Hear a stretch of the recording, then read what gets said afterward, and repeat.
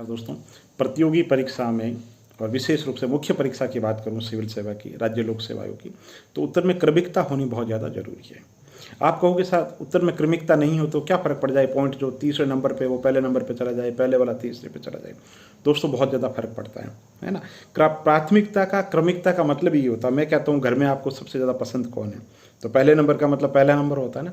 मैं कहता हूँ आपका जो मित्र है, कौन सा मित्र है जो आपको सबसे ज़्यादा पसंद है, तो पहले नंबर का मतलब जो पहले नंबर पे वो पहले नंबर ही होना चाहिए।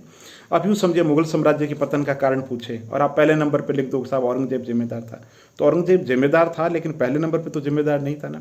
इसी तरीके से मैं पूछूं आपको, सिंपल सा सवाल है कि भारत के संविधान की विशेषताएं, आप ये कह दो साहब भारत के संविधान के अंदर मूल अधिकार की व्यवस्था की गई है, मूल कर्तव्यों की व्यवस्था की गई है, ऐसा तो नहीं है।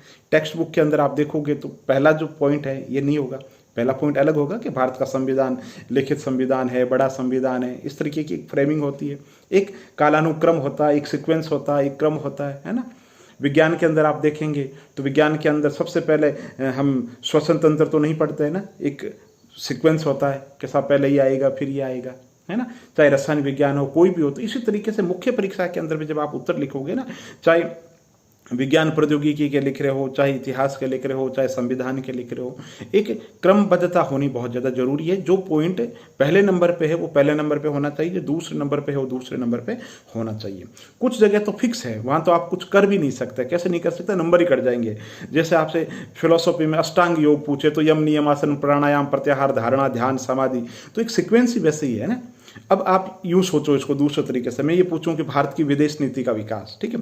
अब आप यूं सोचो कि आप नरेंद्र जी मोदी की चर्चा करके फिर वापस आप इंद्र कुमार जी गुजराल की, देवेगौड़ा जी की चर्चा कर रहे हैं, तो परीक्षक को अटपटा लगेगा ना कि अब एक बार चर्चा करके फिर वापस सीक्वेंस के अंदर चलोगे ना, कि सबसे पहले अभी नेहरू जी, लाल बहादुर शास्त्री जी, फिर इंदिरा गांधी जी। तो ये कालानुक्रम है। कालानुक्रम का मतलब जो घटनाएं जिस रूप में जैसे आपने पढ़े हैं तथ्य, उसी क्रमिकता के साथ में लिखने बहुत ज़्यादा जरूरी है ना। और एक फॉर्मेट बना लो। फॉर्मेट कैसे बना लो, मान लो कि जैसे आपसे पूछा जाए बहुउद्देश्य परियोजना, कोई बहुउद्देश्य परियोजना मान लीजिए, ठीक है। जैसे अपन ये मान लेते हैं दामोदर जो परियोजना वही है, ठीक है। तो अब दामोदर परियोजना के अंदर आप लिख देते हो कि भारत की बहुउद्देश्य परियोजना, ठीक है, और इसका सबसे पहले आप लिख देते हो कि दामोदर परियोजना यहाँ की है, ठीक है। जबकि एक सीक्वेंस क्या होगा, सीधा थोड़ी लिखोगे दामोदर परियोजना जो है पश्चिम बंगाल की परियोजना है, नहीं। आप अगर 100 शब्द में पूछा जा रहा है तो सबसे पहले 1948 लिखोगे, भारत की पहली बहुउद्देश्य सिंचाई परियोजना ये लिखोगे, और किताबों में भी वही मिलेगा। तो एक फ्रेमिंग होनी चाहिए। और मैं आपको अच्छे तरीके से बताता हूँ, जैसे मैं आपसे पूछूं कि भारत के संविधान के अंदर संघवाद है ना, तो संघवाद के 6-7 पॉइंट है ना। जैसे सूची विभाजन है, यहाँ पर केंद्र राज्यों के बीच में बंटवारा कर दिया गया है। अब आप उसके अंदर देते हो कि स्वतंत्र और निष्पक्ष न्यायपालिका को पहले नंबर पे लिखते हो, तो भारत के जो संघवाद है उसका ये पॉइंट पहले नंबर पर तो नहीं है ना। तो जो पॉइंट पहले नंबर पे है, कोशिश करो याद करते समय मेंटल फ्रेमिंग के अंदर भी, है ना। जैसे एक और समझते हैं, है ना, आप यूँ सोच लीजिए कि भारत के अंदर सांप्रदायिकता का उदय, भारत में सांप्रदायिकता का उदय है, ठीक है।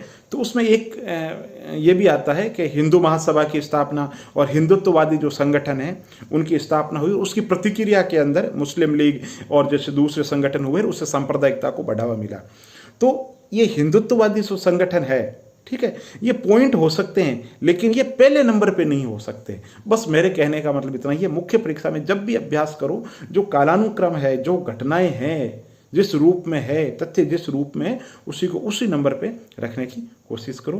और अगर वीडियो अच्छा लगा तो इसे लाइक कर सकते हैं, चैनल पे नए हो तो चैनल को सब्सक्राइब कर सकते हैं, और आप अगर किसी टॉपिक पे जानना चाहते हैं तो मुझे आप बताइए कि आप क्या जानना चाहते हैं। बहुत बहुत धन्यवाद।